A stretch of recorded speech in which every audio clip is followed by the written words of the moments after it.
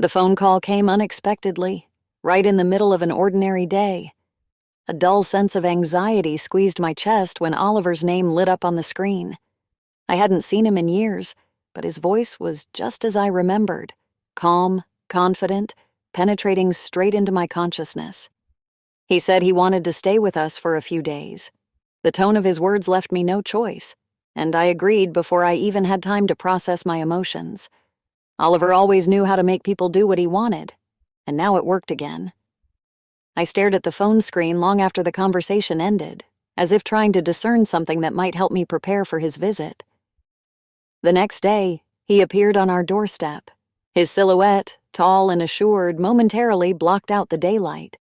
He stepped inside without asking, without waiting for an invitation. It felt like the entire house fell silent in response to his presence. His manners, his smile, it all seemed familiar yet different. The way he looked at me was like cold water trickling down my spine, making my body tense. That evening, the three of us sat at the table, me, my husband David, and Oliver. David, as always, tried to maintain a relaxed atmosphere, sharing the latest work news and attempting to draw Oliver into conversation.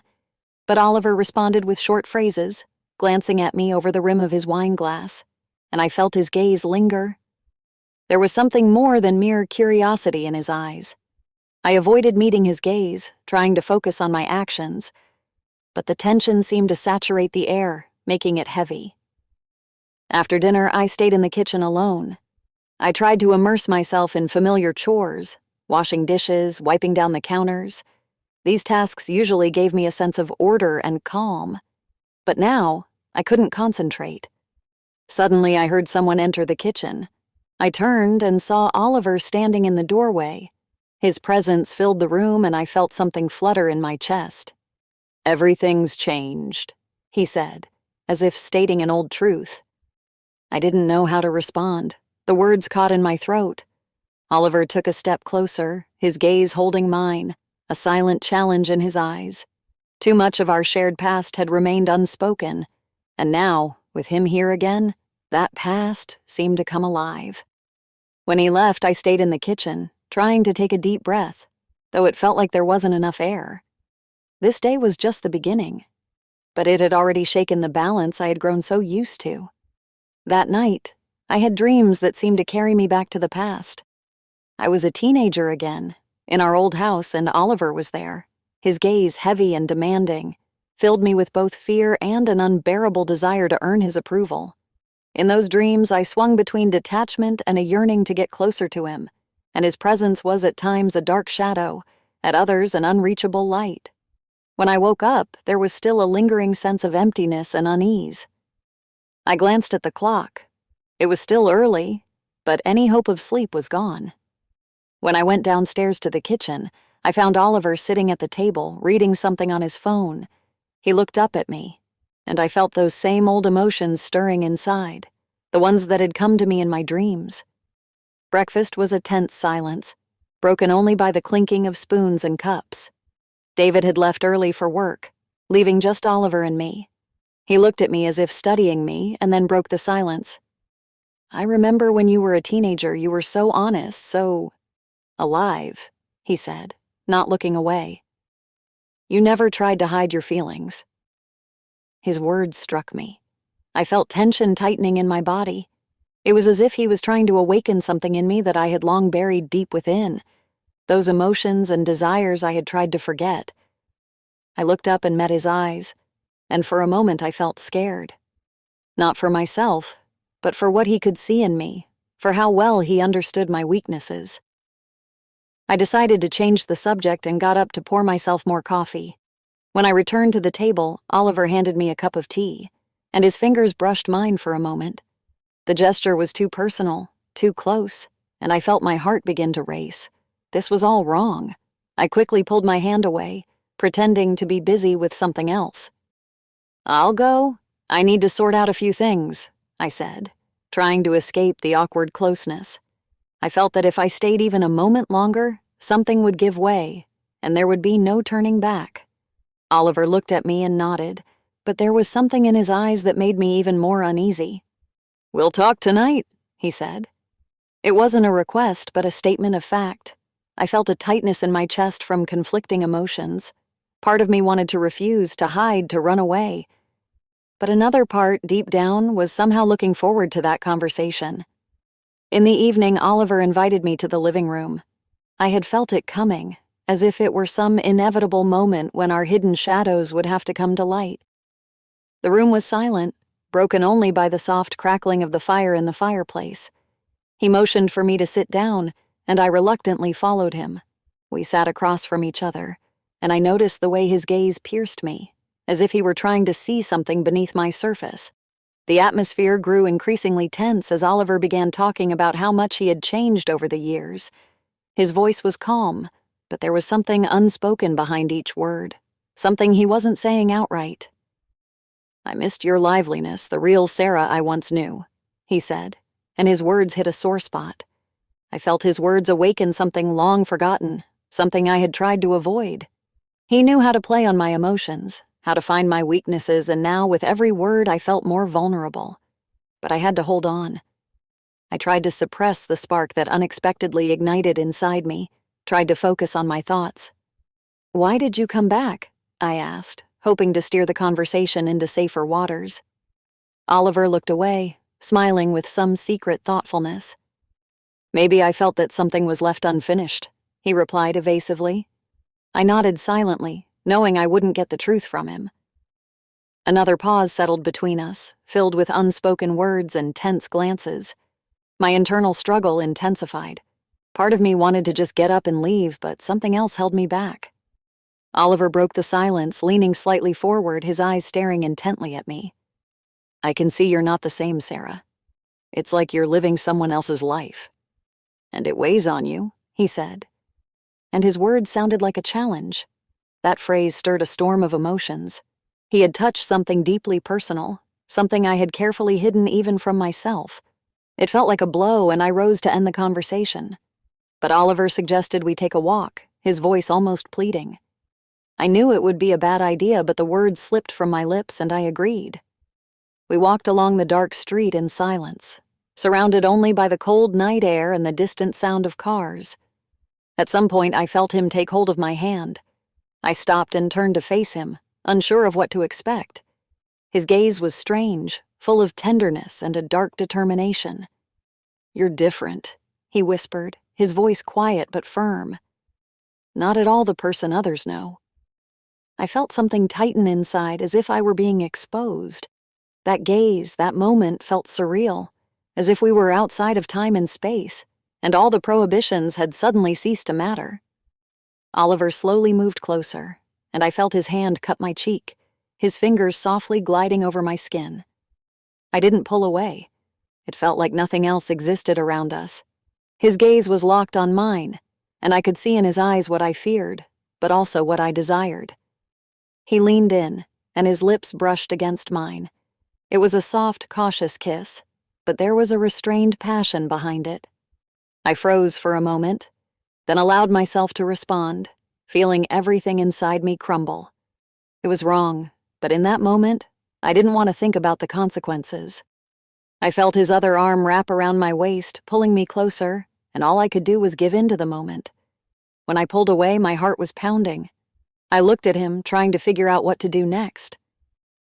Oliver didn't let go of my hand, and his gaze was still full of determination.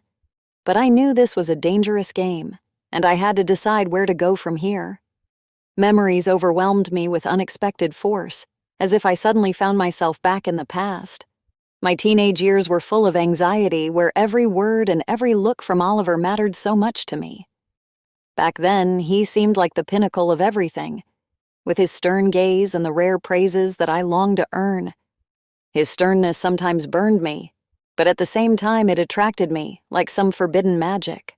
I did everything to make him see me, to make him understand that I could be strong, that I could earn his approval. And the more distant he became, the more I wanted his acknowledgement. A strange mixture of detachment and attraction filled our relationship, and I grew up feeling that something was missing, that everything was left unsaid. When I returned to the present, there was Oliver in front of me again, the same but different, more grown, even more self-assured. He hadn't changed, but it seemed that this confidence had deepened, become sharper. Now his gaze wasn't just stern, but something more, as if he knew everything about me, even more than I knew about myself. We were sitting at lunch. Martha had left, leaving the two of us alone. The atmosphere at the table quickly became tense despite neutral words and silence. Suddenly, Oliver spoke. "Are you happy in your marriage, Sarah?" His question caught me off guard. It was too personal, too sudden. I felt myself freeze and then tried to pull myself together. "Yes, of course," I answered shortly, avoiding his eyes. "Everything's fine?" But deep down, I knew my words sounded empty.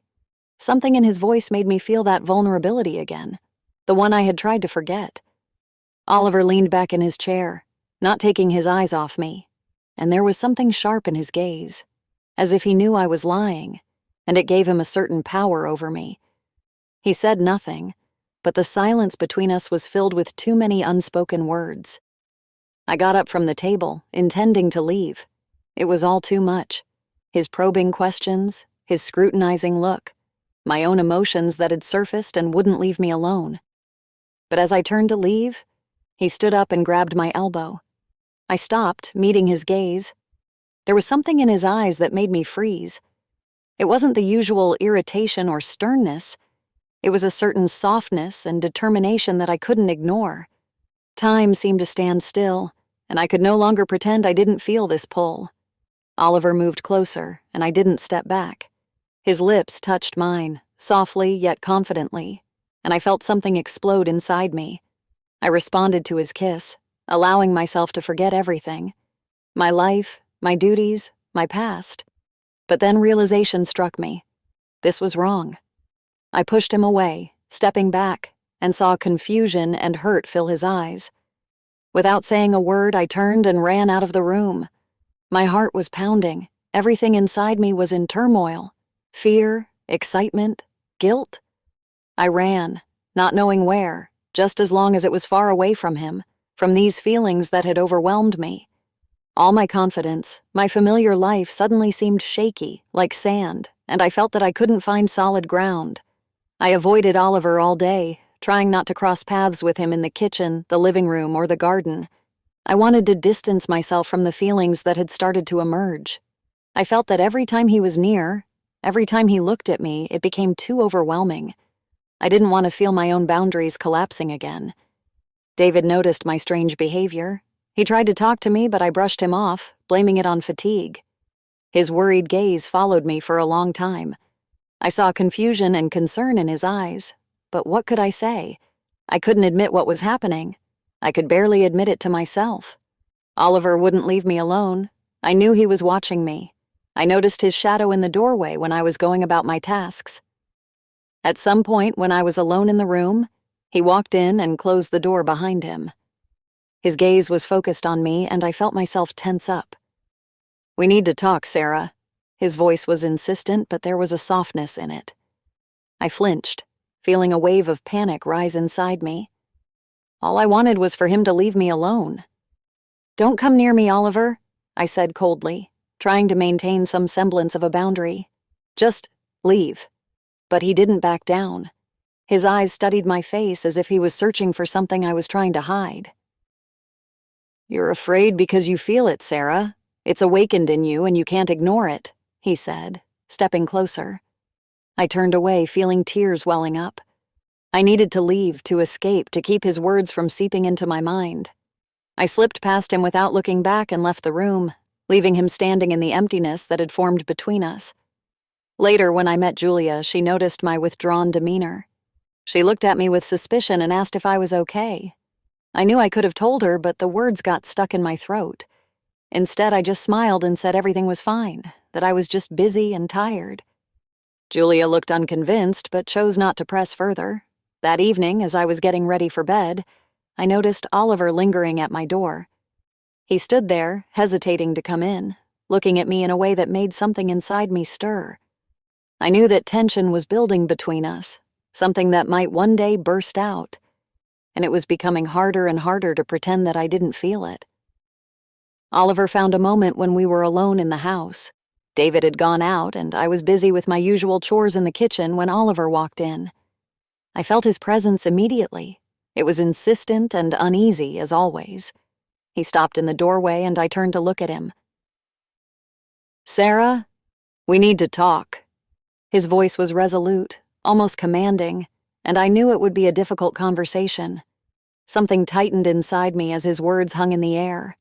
I tried to focus on routine actions, on small things, wiping the countertop, arranging cups. But his voice cut through the thin veil of normalcy. I understood that this conversation was inevitable, and that it might determine the future of everything I had.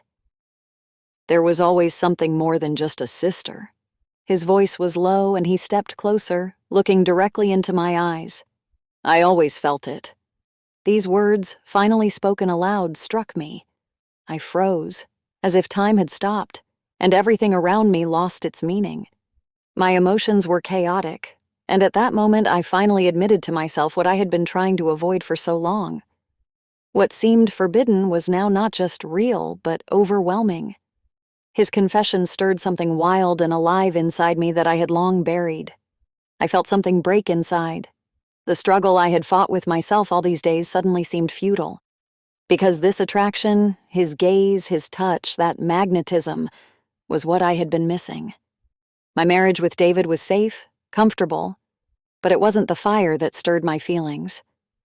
"You have to stop, Oliver." My voice came out weaker than I intended. I couldn't believe he had actually said it. "This is wrong and you know it." Oliver stepped closer, his gaze becoming even more intense. "You're afraid to admit that you need this, Sarah," he said quietly. "All this routine, all these boundaries, they're not for you. I can see it." He was too close, his voice reaching deep inside me, and I could no longer hide behind my fears. But I didn't want to destroy everything I had built. I couldn't allow myself to fall into that abyss. I closed my eyes, trying to block out his words, his presence. "Oliver, please stop." I barely held back my emotions, feeling tears welling up. He was silent for a few moments, then sighed and stepped back, looking away. "You know it's true, even if you don't want to admit it now," he said quietly, then turned and left the kitchen, leaving me alone with my thoughts. I stood there in the empty room, feeling like the world around me was collapsing. Everything I had kept under control suddenly lost its stability. I didn't know how to regain that control or what to do next. The only thing I knew for certain was that the life I had known was beginning to fall apart. The inner conflict was tearing me apart more and more. I tried to distract myself, family duties, studies, all the usual routines, but my thoughts kept drifting back to Oliver. His presence had become an overwhelming trial for me. Every time he was near, I felt the tension growing. His gaze, his movements, they all stirred something in me and made it impossible to focus on anything else. I tried to control myself, but the struggle was becoming more difficult and exhausting. In the evening, when David and Martha were out in the city, Oliver found me in the living room. I was sitting, surrounded by papers and my laptop, pretending to be busy studying. I heard his footsteps and felt everything inside me tense up. He entered and stopped near me, his shadow falling across the table, making me look up. "We need to talk, Sarah." His voice was quiet but insistent. I tried to ignore him, to focus on the screen in front of me. But he leaned closer, his gaze seeming to pierce straight into my soul. I could no longer pretend I didn't hear him, that I could just ignore this. "Why are you doing this?" I finally said, feeling my voice tremble. "Why won't you leave me alone?" His eyes were full of determination. He sat on the edge of the table to be closer, his voice growing softer, more personal. "Because I know you feel the same as I do," he replied. "You're trying to fight it. But I see how you look at me. This won't just go away." His words pierced straight into my heart, stirring a storm of emotions. I knew he was right, but I was afraid to admit it. I had to resist. I had to stop this before it went too far. But when his hand gently touched my face, I couldn't pull away. My eyes met his, and in that moment a spark passed between us. Everything else disappeared. Only his gaze, his touch, and the desire that was growing inside me. I closed my eyes, allowing myself to forget all the prohibitions for a moment. His fingers slowly glided along my cheek, and I felt everything inside me turn upside down. It was a moment of weakness, a moment when I allowed myself to be vulnerable. But then reality returned. and I stepped back, breaking the contact. My heart was pounding, and I whispered, my voice trembling, "I can't." I turned away and quickly left the room, leaving him standing alone. When I reached my room and closed the door behind me, I felt everything inside me tighten with conflicting emotions. My resistance was weakening, and I knew that if something didn't change, I wouldn't be able to hold myself back much longer. The next day, Oliver suggested we go to the store together. I didn't see anything unusual in this and agreed, thinking it would be a simple trip to help me clear my mind. But as we passed the familiar turns, I realized he had something else in mind. Oliver was taking me to the lake where I had spent my childhood. This place was special for both of us. Memories of those years always seemed warm and comforting, even though they were filled with a strange mix of closeness and tension. We got out of the car, and feeling the light breeze, I looked at the shimmering surface of the water. It was just as I remembered, calm and mesmerizing. "Do you remember how we used to play here?" Oliver asked quietly, stepping closer. I nodded, trying not to meet his gaze. Memories flooded in, and for a moment I forgot about what had happened between us recently. I wanted to think about the past, when things were simpler, when there was no tension and hidden feelings. We sat on the grass near the shore, and Oliver began talking about his feelings. His voice was soft, almost a whisper, as if he was afraid of breaking the magic of the moment. He talked about how much those childhood moments meant to him, how he had always felt something more for me than just brotherly affection. His words resonated deep inside me, and I couldn't ignore them. Everything in me seemed to respond to his every word. When he leaned in closer and his lips touched mine, I could no longer resist. It was an unexpected kiss, yet at the same time, it was long awaited. I felt all my inner prohibitions, all the conflicts and fears dissolve. There was only this moment, our lips, his hand on my cheek, and a sense of freedom that I hadn't felt in a long time. I surrendered to the moment, forgetting everything that had held me back until now. The kiss grew more passionate, and I felt my heart beating faster and faster. It was just the two of us, and that was all that mattered. Everything else, my responsibilities, my life with David, faded into the background. In that moment, I knew only one thing. I could no longer pretend that I didn't feel this attraction. But when I returned home, a wave of guilt overwhelmed me. I felt broken, internally drained, but at the same time, it felt like I had found something important that I had been searching for a long time. I understood that I could no longer ignore my feelings for Oliver, but I knew that the consequences of this decision could destroy everything I had. The inner conflict only intensified, and I didn't know what to do next. David had started noticing that I was avoiding him. I could no longer look him in the eyes with the same confidence as before. He was attentive, trying to understand what was happening, and his questions were becoming more direct. "Sarah, what's going on with you?" he asked one evening when we were alone. His voice was filled with concern, and his eyes tried to catch mine. I couldn't bring myself to meet his gaze, feeling the guilt burning me from the inside. "Nothing, I'm just tired," I replied, avoiding a direct answer. I could see he didn't believe me, that he felt something was wrong, but I lacked the courage to tell him the truth. I kept making excuses, trying to step away, to change the subject, but I knew this couldn't go on forever. Julia had also started suspecting something. We met at a cafe, and she looked cautious. She watched me for a long time, her eyes seeming to search for something hidden in my expression. "You've been acting strangely lately, Sarah," she finally said. "Did something happen?" I tried to smile and, as usual, assured her that everything was fine. But in that moment, I realized Julia had seen more than she was supposed to. She said she had seen Oliver holding my hand near the house, and her voice was filled with suspicion. I knew I couldn't lie to her for much longer. My heart sank at the thought that someone else had started suspecting something. Oliver was becoming more insistent, and it felt like our relationship wouldn't stay hidden for long. Fear gripped me when I thought about David finding out the truth. It would be devastating for all of us, yet I knew I couldn't stop myself. Something inside me kept pushing me forward, towards these forbidden feelings, towards the attraction that was growing stronger each day. Late in the evening, when I returned to my room, I found a note left on the table. It was a note from Oliver asking me to meet him that night. I felt everything inside me tense up. I knew it was dangerous, that it was yet another step into the abyss from which there would be no return. I crumpled up the note and tore it apart, but I knew I would still go. My resistance was melting away, and I could no longer lie to myself. The decision I had to make was becoming increasingly clear. The house was plunged into silence as I crept down the hallway toward the living room. My heart was pounding so loudly that it seemed I could hear its beats in the stillness of the night. Everyone in the house was asleep, and the darkness added a certain sharpness to the situation, as if every move I made had consequences that I couldn't yet foresee. Oliver was waiting for me. His gaze was tense, and there was something in it beyond mere desire. When I entered, he stood, stepping toward me, and his presence was so powerful that I could barely cope with the emotions overwhelming me.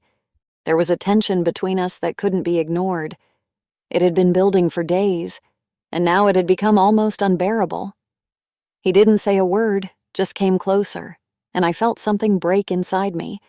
I was tired of fighting, tired of the internal rift. Oliver touched my face, his fingers gliding over my cheek, and I closed my eyes, forgetting everything. His lips pressed insistently against mine, and I felt all my fears and doubts dissolve in that moment. There was only this moment, his hands, his warmth. But after those first moments of passion, as our breaths mingled, Oliver suddenly pulled away. His eyes were full of determination. "You have to make a choice, Sarah," he said quietly, his voice trembling, but there was an inevitability in it. "I can't keep doing this. Either you stay here with what you have or you choose me." Those words pierced me like a knife. I knew that the moment of truth had come. My heart was torn between duty and the feeling I had tried to suppress, but had now become part of me. I opened my mouth to say something, to confess. But then I heard a door open upstairs. It was David. The entire world around me collapsed in an instant. I turned and saw David standing in the doorway. His face was full of shock and pain that couldn't be hidden. His gaze, filled with betrayal and confusion, met mine, and I felt everything inside me shatter. "David," I whispered, taking a step toward him, trying to find the words that could somehow explain what was happening. But he didn't give me that chance. He looked at me for a few moments longer, then, without saying a word, turned and walked away, leaving Oliver and me in the empty room. The silence became deafening, and I felt tears welling up. Everything I had tried to protect, everything I had fought for, was destroyed in an instant. The next morning, David didn't say a word. He avoided my gaze, didn't say a single greeting, just took his cup of coffee and silently went outside. That silence was more painful than any words could have been. There was something final in it, as if he had already made up his mind and wasn't going to revisit the issue. My attempt to speak with him was met with nothing, and I knew he was intentionally keeping his distance. All day I felt everything crumbling. Our relationship, which had once been so stable, now felt fragile, like it was made of glass. David was cold, and that feeling wouldn't leave me for a moment. Everything inside me was torn apart by guilt and pain, and I didn't know how to deal with it. I tried to distract myself with housework, to immerse myself in routine, but thoughts of David, his face full of hurt, wouldn't leave my mind. In the afternoon, I met with Oliver. He came into the room, and I immediately felt the tension between us. He looked worried, searching for my eyes, but I couldn't bring myself to look at him. My emotions were boiling inside, and when he started speaking, I couldn't hold back. "Sarah, I'm sorry it happened this way, but you have to understand," he began, his voice quiet, almost pleading. "You ruined my family, Oliver." My words came out harsh like a blow. I felt tears welling up, and I couldn't stop them. "I don't know what to do anymore. Everything I had is now at risk because of what we did." I knew it wasn't the whole truth. My own responsibility was no less. But it was easier to blame someone else. Oliver stepped closer, his face full of pain. "You know it wasn't just my decision. You wanted this too, Sarah," he said, and his words resonated deep inside me. "I never wanted to hurt you, but the truth can't be ignored." At that moment, Martha entered the room. She froze, seeing our tense faces and the tears on my cheeks. I immediately realized she suspected something. She pretended to come in for something trivial, but her eyes were watching us carefully. The atmosphere became so oppressive that it felt like the air had stopped. After Martha left, I was alone with my thoughts. I knew I couldn't delay this any longer. David deserved the truth, even if it could destroy everything completely. I understood that only an honest conversation could offer even a slight chance of understanding, and maybe forgiveness. The decision formed inside me, and I felt a strange sense of relief, as if I had finally stopped running from the inevitable. Evening came, and I could no longer avoid what had to happen. My heart ached with pain and fear as I finally approached David. He was sitting on the couch, staring wearily into the distance. I knew he felt my presence, but he didn't turn, didn't seek my eyes. I took a deep breath and sat beside him, gathering my strength to say what had been tearing me apart inside. "David, we need to talk," I began quietly, trying not to show how much my voice was trembling. He turned his head and looked at me, his gaze cold and distant, as if he already knew what this was about. It was a moment when all the words I had tried to find suddenly lost their meaning. I had to force myself to continue. "I don't want to lie to you anymore. What happened between Oliver and me, it's true." I paused, feeling my chest tighten with pain. "I know it was wrong. I can't justify myself, but I'm asking you to forgive me." I saw his face change. For a moment he froze, and there was a flash of pain in his eyes, deep and real. He said nothing, and that silence was perhaps the worst torture. I waited for his words, afraid of what he would say, and at the same time hoping he could forgive me. Long moments passed before he finally spoke. "I don't know if I can forgive you." His voice was quiet, but it carried the full weight of his emotions. "I don't know how to move forward with this." His words pierced me like a knife. I knew I couldn't expect immediate forgiveness, but hearing it was still painful. David stood up, his face full of pain and disappointment. He didn't continue the conversation, just slowly walked out of the room and, a moment later, out of the house. I heard the door close behind him, and that sound echoed in my soul, leaving me alone with the emptiness. At that moment, I realized that my life would never be the same again. I had lost the trust of the person closest to me, and I had to accept that. The pain was so real that I felt it physically, as if something inside me had torn apart. Everything I had ever known about my life, about my family, now seemed lost forever. After some time, I heard a notification on my phone. It was a message from Oliver. He said he was leaving and wouldn't be causing me any more trouble. He was leaving me alone with my decisions, and there was a truth in that. I felt a strange relief mixed with bitterness. I knew that I was truly alone now. The choices I had made had destroyed my life, and now I had to learn to live with it. It took a few days for David to return home. During that time, I lived in uncertainty, feeling the weight of each passing day pressing down on me more and more. I heard the front door open and froze, waiting for his footsteps. David entered without saying a word. He looked tired and seemed older in just those few days. And though he was back, there was still a chasm between us. We sat at the table and I didn't know how to start the conversation. David spoke first, his voice calm but with a pain he tried to hide. "I think we need to take a break," he said, not lifting his eyes. "I don't know how to deal with this, and I need time to figure out what to do next." These words were not unexpected. I knew our marriage had taken a serious hit, and that rebuilding trust would be very difficult if even possible. I nodded, feeling a lump in my throat, and tried to muster some words. "I understand, David, and I won't push you. You need time, and maybe I do too." My words were sincere, though everything inside me was trembling. He just nodded and got up from the table, leaving me alone with my thoughts. The silence in the house felt deafening, and in that silence I began to realize that I needed to reevaluate my life. Everything that had once seemed so stable, so reliable, was now destroyed, and I understood that I had to find myself again before trying to restore what had been. A few days later, I found a letter from Oliver. It was a short note saying he was leaving and that he would always remember me. He said that our path had ended, and I realized that it truly was the end of what had been between us, the end of all those mixed emotions that had torn me apart. I felt a strange sense of relief. It was an opportunity to start over, without the past holding me back. That same day, I stepped out of the house to take a walk and think. The cold wind wrapped around me, and I felt that the freedom I had feared for so long had now become a reality. I didn't know what awaited me, didn't know what my life would be like next, but for the first time in a long while, I felt that I could make choices, that I needed to find a path that was right for me. Ahead lay uncertainty, but within that uncertainty lay hope. Perhaps there was still something to rebuild. Perhaps I could find a new path for myself and those I loved. I walked forward, not knowing where this road would lead, but ready to take the step despite all the fears and doubts. I walked down the empty street, feeling the cold air wrapping around me, making me think about everything that had happened. The street was almost deserted, and the sounds of the city seemed distant and muted.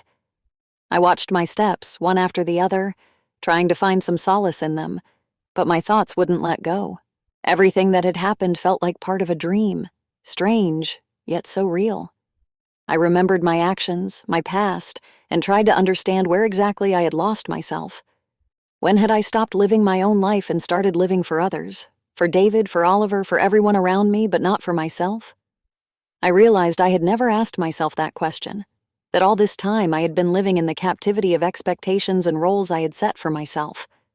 Now, standing in the face of this uncertainty, I felt that I needed to change my life, to learn to make decisions for myself, to find the part of me that had been lost in routine and compromises.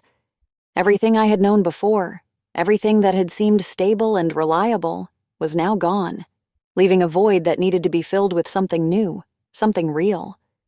Suddenly, my phone rang. I stopped and took it out of my pocket, looking at the screen. It was David. For a moment, I didn't know what to do. Doubts overwhelmed me, and my heart stopped for a second. I answered, not knowing what I would hear. "Sarah," David's voice was quiet, almost hesitant. "Can you come home tonight? We need to talk." I closed my eyes, feeling the contradiction flare up inside me once again. Home. Come back. But what did home mean to me now? Could I return to where everything had fallen apart? Or did I need to move forward to find something of my own? Something new? I didn't know the answer, but there was pain, hope in David's voice, and something in me couldn't just ignore that call. I stopped in my tracks, standing in the middle of the empty street, feeling the wind, both cold and burning at the same time. My eyes were closed, and perhaps all the emotions raging inside me were reflected on my face. Fear, pain, hope, love, doubts. It all mixed together, refusing to let me go. Time seemed to stand still. I knew I had to make a choice, either to return, to try to rebuild what had been destroyed, or to move on into the unknown, alone. I didn't know which choice would be the right one, but deep down, despite all the fear and uncertainty, I felt a hint of hope. And that was where it ended. My face, full of doubts but with a faint shadow of hope, remained the final frame of that evening. It was left unknown which path I would choose, but perhaps there was an answer in that uncertainty itself, an answer that I would find when I was ready.